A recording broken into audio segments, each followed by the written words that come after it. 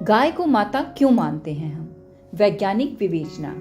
अनेक बार हिंदुओं की गाय के प्रति श्रद्धा का मखौल उड़ाया जाता है।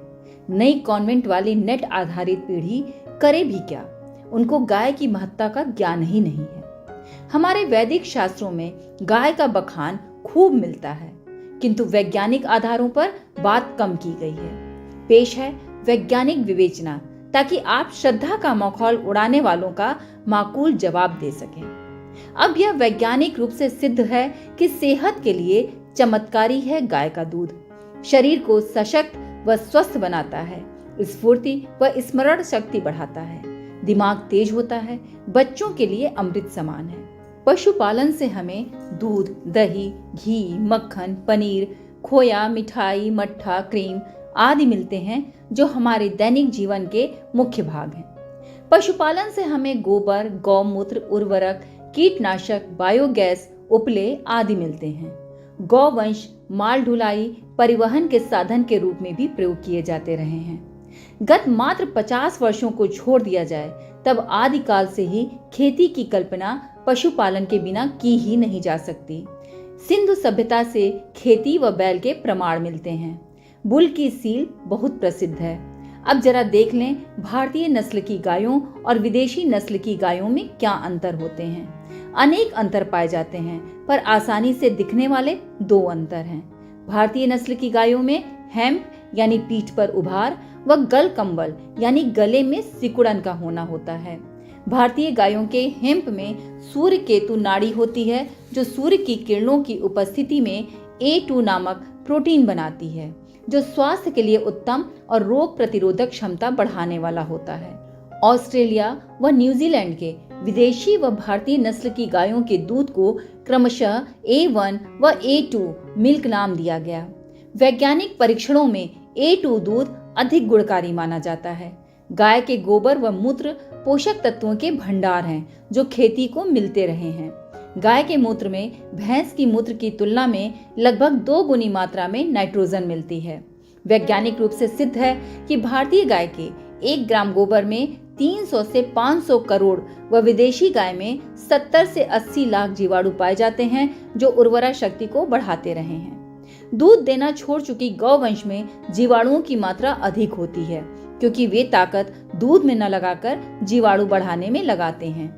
आधुनिक वैज्ञानिक प्राकृतिक खेती का मूलाधार भारतीय गाय का गोबर व गौमूत्र है।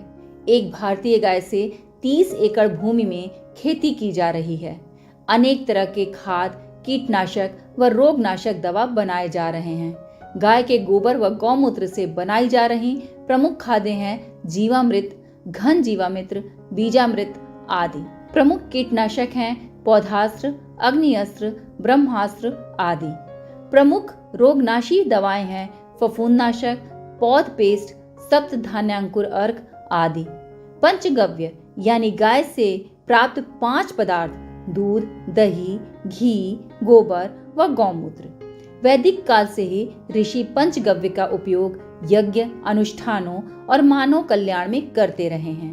प्राचीन काल से ही गाय हमारी अर्थव्यवस्था की रीढ़ रही है। वैदिक काल में गायों की संख्या राज्य या व्यक्ति की समृद्धि का मानक हुआ करता था।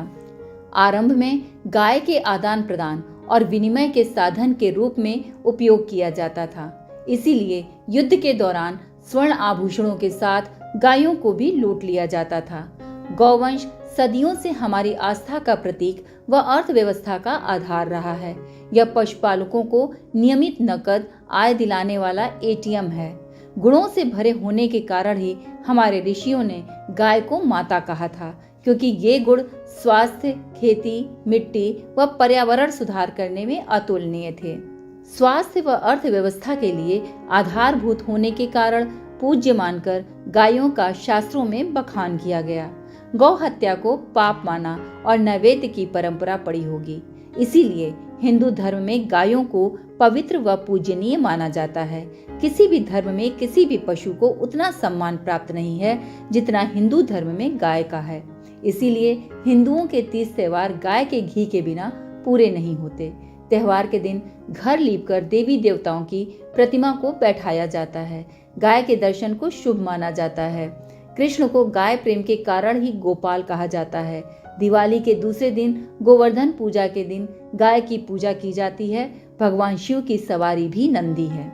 विश्व में सर्वाधिक लगभग 300 मिलियन से अधिक गाय भारत में हैं और हम विश्व के सबसे बड़े दुग्ध उत्पादक देश हैं।